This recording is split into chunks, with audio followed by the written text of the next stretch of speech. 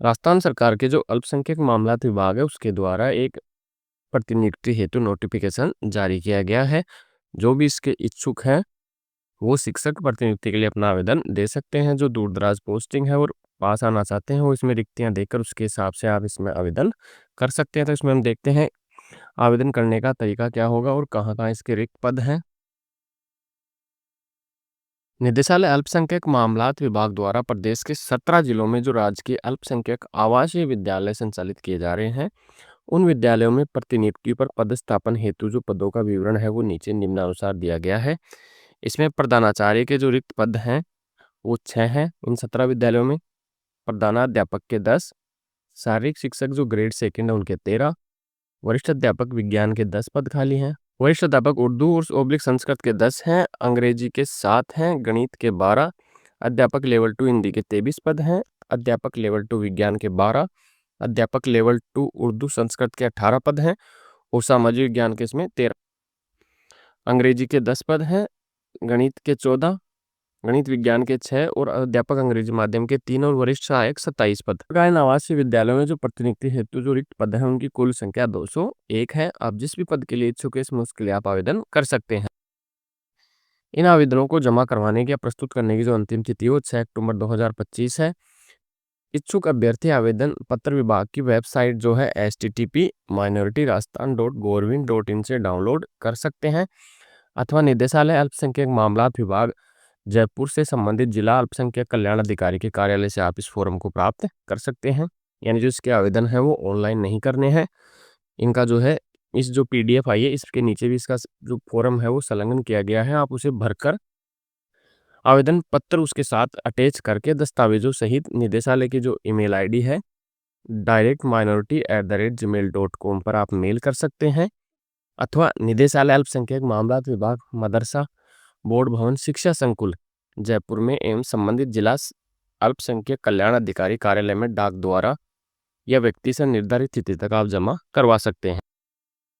इसका फॉर्म हमें ऑफलाइन ही जमा करवाना है, डायरेक्ट ऑनलाइन हम इसे नहीं भर सकते हैं। इसके लिए आप इसका जो आवेदन पत्र है उसे भर के उसमें जो दस्तावेज लगाने हैं वो लगाकर इसे आप या तो मेल के माध्यम से भेज सकते हैं या इसे डायरेक्ट सीधे या डाक के माध्यम से भेज सकते हैं।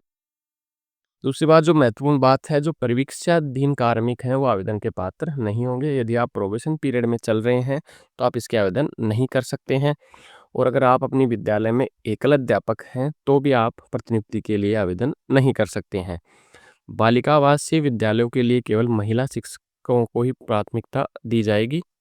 तो हम इसमें शर्तें देखते हैं। एक तो वो है जो हमें इसका जो आवेदन पत्र है वो या तो वेबसाइट से डाउनलोड करेंगे या इस पीडीएफ के साथ में दिया हो उसे भरकर मेल आईडी के माध्यम से या सीधे हम वहाँ जमा करा सकते हैं। अब हम देखें कि इसके साथ जो हमें आवेदन पत्र के साथ हैं वो कौन कौन से डॉक्यूमेंट्स अटैच करने हैं। तो अभ्यर्थी आवेदन पत्र के साथ सेकेंडरी, सीनियर सेकेंडरी, स्नातक, आदि स्नातक, बीएड की डिग्री, पुरस्कार प्रमाण पत्र अगर आपके पास है तो वो, या विगत 5 वर्षों में से किसी एक वर्ष में भी न्यून परीक्षा परिणाम नहीं रहने का प्रमाण पत्र।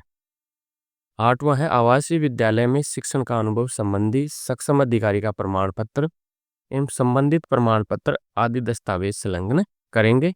इसमें जो जो डॉक्यूमेंट्स आपके पास उपलब्ध हैं वो सभी आपको इसके साथ अटैच करने हैं। संबंधित कार्मिक को आवेदन की अंतिम तिथि तक अध्यापन का न्यूनतम 7 वर्षों का अनुभव आवश्यक है। यानी 6 अक्टूबर तक आपको जो है 7 वर्षों का जो अध्यापन का अनुभव आवश्यक है। अगर इससे कम आपके पास अनुभव है शिक्षण करवाने का तो आप इसके लिए अप्लाई नहीं कर सकते हैं। अभ्यर्थी के खिलाफ वर्तमान में किसी भी प्रकार की जांच प्रस्तावित नहीं होनी चाहिए।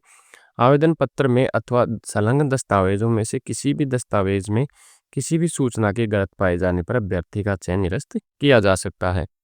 निदेशालय अल्पसंख्यक मामलात विभाग जो जयपुर में स्थित है उसके पास पदों को कमी या वृद्धि करने का अधिकार सुरक्षित रहेगा। विभाग में पदस्थापन अवधि राज्य सरकार द्वारा निर्धारित नीति नियमों के अनुसार होगी। प्रारंभिक तौर पर प्रतिनियुक्ति पर पदस्थापन अवधि 1 वर्ष के लिए की जाएगी जिसे संतोषजनक सेवा की स्थिति में आगे बढ़ाया जा सकेगा। पदस्थापन अवधि को बढ़ाना या कम करने का अधिकार भी विभाग के पास ही सुरक्षित रहेगा।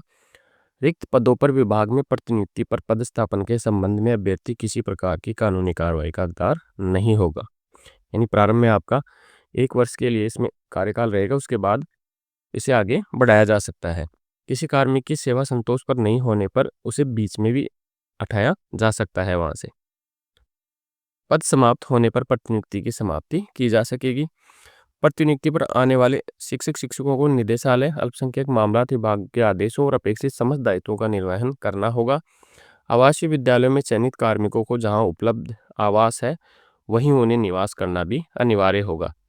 आवेदन पत्र के साथ गत 3 वर्ष का परीक्षा परिणाम का प्रमाण पत्र संबंधित संस्था प्रधान से प्रमाणित कर संलग्न करना अनिवार्य होगा। उसके बाद हम देखते हैं इसमें सबसे महत्वपूर्ण बिंदु नंबर 16, वरिष्ठ अध्यापक हेतु जिस संभाग के आवासीय विद्यालय हेतु आवेदन कर रहा है, आवेदक उसी संभाग में पदस्थापित तथा अध्यापक लेवल 2 जिस जिले के आवासीय विद्यालय हेतु आवेदन कर रहा है, आवेदक उसी जिले में पदस्थापित होना चाहिए।